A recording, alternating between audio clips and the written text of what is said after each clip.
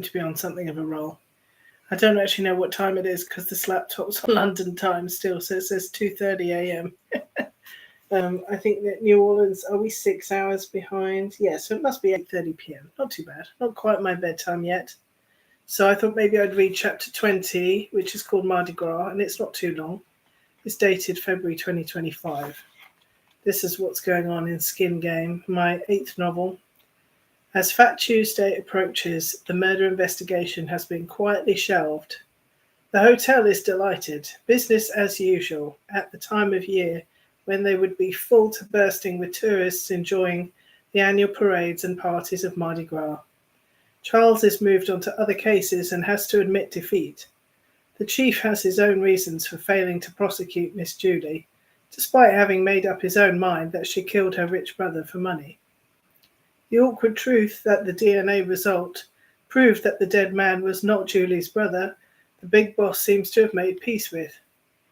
The lab made a mistake, Charles, is all he would say. They mixed up evidence samples because the hotel allowed staff to carry on working when they should have sealed off the crime scene right away. It doesn't happen often, but it is always possible. Forget about this one. Charles is frustrated and humiliated, but there is nothing he can do. He can't help but look through his notes in the evenings when he is at home. What were the relationships between these folks, and who would have killed this man? He must be missing something. He draws out a sort of family tree of the suspects who had been at the dinner. He adds some arrows to show loyalties and history between them. Charles adds more information to his charts. He is trying to get to the heart of the psychology of these folks.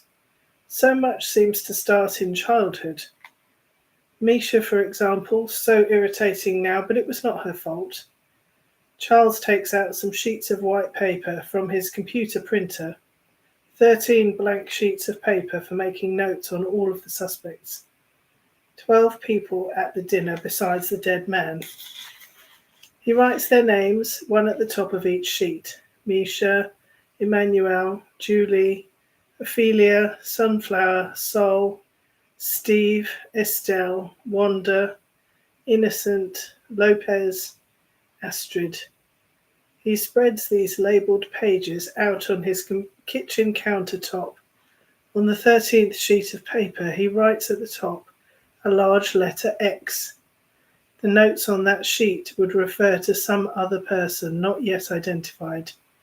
So which of them killed this man? Charles uses a Sharpie to start filling in everything he knew about Misha on her page. He brainstorms all the gossip around town he can remember about the woman and everything he had ever heard about her. Misha did her best. She never did have the self-belief of a daughter who had been cherished by her parents. Her mother had gotten pregnant on purpose to try to get Misha's father to stay with her and stop chasing other women. It had seemed to work initially, and the baby daddy had spent time with his sweet new daughter when she was a gurgling little newborn. He was soon back to his old tricks again, however, and then Misha's mother had blamed her child for making her fat and exhausted so that she could not snag any man. As a lumbering adult, Misha had that secret shame, that hot and hidden lack of confidence that she had learnt from a young age. The words inside her head were her mother's, and they said, "All your fault, you were always wrong." Charles had had an angry mother, and his empathy for those folks who had not felt welcome when they were children had been shaped by the way she had made him feel. Charles now picks up the page with the heading, "Innocent." He begins to scrawl all over it, everything he could think about Innocent and how he was connected to the other suspects. Innocent had been kind to Misha when she had been homeless living in her car. She never forgot the way he had taken care of her then, and her 2 kids when they had been young. The family had been down on their luck and lost their rental apartment at just the same time as she had lost her job and everything had spiraled. Single moms, welfare moms, whatever you want to call that situation, it was hard. One thing she had been grateful for was the way he hadn't judged them. Folks might think they understand what it means to live in a car, but they don't. Not really. Not until they have been through something like that themselves. Living in your car sounds better than on the streets, but how much better is it really? Until it happens to you and you think, how will I wash my clothes? How am I going to take a shower and bathe the baby? How am I going to cook a healthy breakfast for the kids? A car is not a suitable place for a family to live. It isn't a fit dwelling.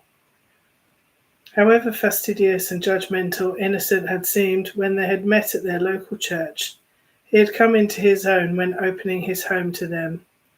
He had never complained about Misha's two boisterous daughters making a racket in his backyard, while Misha was busy using his washer-dryer to deal with their endless school uniforms.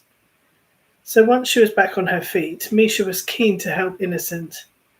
It had been a shame that his wife had left. Mary Beth had not kept in touch with anyone in town, so Innocent was quite alone. Misha had taken him in when he had gone through his foreclosure. The poor man had gotten in a mess with his mortgage repayments and was suddenly without a place to live himself. Misha was happy to now take him into her slightly run-down place. She was very generous and thoughtful to take him in, he kept reminding himself. She had the only air conditioning unit in her room. He was on the couch with the ceiling fan. Her two daughters were by now really too big and grown up to be sharing a bedroom, but there was nothing else for it. Misha and her daughters did not seem to be able to vacuum around the little place, as there was just too many of their possessions everywhere. They had a lot of animals. He could hardly count them all. At least 4 cats and 4 little dogs. They left so much hair everywhere. Each morning Innocent woke up on the couch, running with sweat, and the fur caked him all over. He felt he was turning into a gigantic beast himself.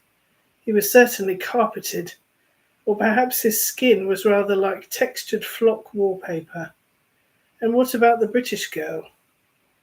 Charles remembers that he had first met me in Misha's home. I had joined Misha in her tiny kitchen for sweet tea. Innocent staggered through as it was around the time he was having to stay with her.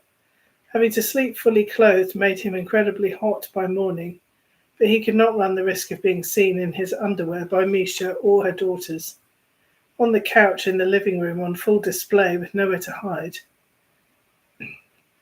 Misha was sitting at her table while I buzzed around the kitchen. I was lending a hand by making the sandwiches for the girls to take to school. Charles remembers how I tried to explain Marmite. They say you either love it or hate it. That's literally the tagline. They put it in the advertisement. And it has become a saying. You say, oh, he is a bit Marmite, or she's a bit Marmite-ish, meaning some people love them, some people hate them. It isn't really a compliment. It's a bit like saying someone is a bit of a character or a comedian, or like saying she doesn't suffer fools gladly. That's a description usually reserved for a hateful old lady. She didn't suffer fools, my old Auntie Elsie.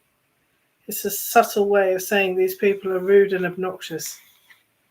Charles also had a memory of me explaining how I had used to make money training companies in DEI.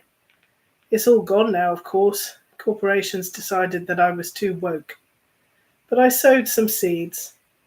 I would say to some CEO, you are likely to hire young men that you want to bring on, like your sons. We all feel comfortable with people who are like ourselves. But as a hiring manager, you have a responsibility to find all the talent. If there's an older woman or a person of colour who has the potential, but no one has given them a chance, they lack experience. Anyhow, these boy bosses would argue with me and undermine me, saying I didn't know what I was talking about. And if you'd asked their co-workers whether I delivered a good training session, they would have said no. All they would remember would be that I had got some of my facts wrong and the CEO had had to correct me. It's not what happened at all. But sometimes, weeks and months later, that guy would come back to me and say that he had been thinking. Perhaps he had discussed it with his wife, and she had reminded him of the time she got passed over for promotion. The training or teaching I did, sometimes it took quite a while to be effective. Charles adds to his notes headed Ophelia, woke. Now Charles turns his attention to the page marked Steve. Steve remembered having to grow up in the trailer with his mum, dad, sisters, and all their cats. And now Estelle had a trailer with cats. Charles is not a cat person. What is the appeal of keeping cats as pets, he wonders. And in Steve's case, even though he loves the cats, his eyes do itch. A lot of cat owners are allergic, apparently, but they think it worthwhile to power through. And Steve knew a lot about champagne. Could that be linked? Charles isn't sure what time he falls asleep. He wakes up around 3 in the morning, drooling on his notes. Oh, well, that's the end of chapter 20. Next, I'll move on to chapter 21, which is headed Family. But I wanted to ask American friends, or just non-English friends, really, what do you know about Marmite? Does that mean anything to guys here in New Orleans? Have you ever tried Marmite? Did you like it? Let me know. And don't forget to subscribe, please. Subscribe to my channel. Thank you.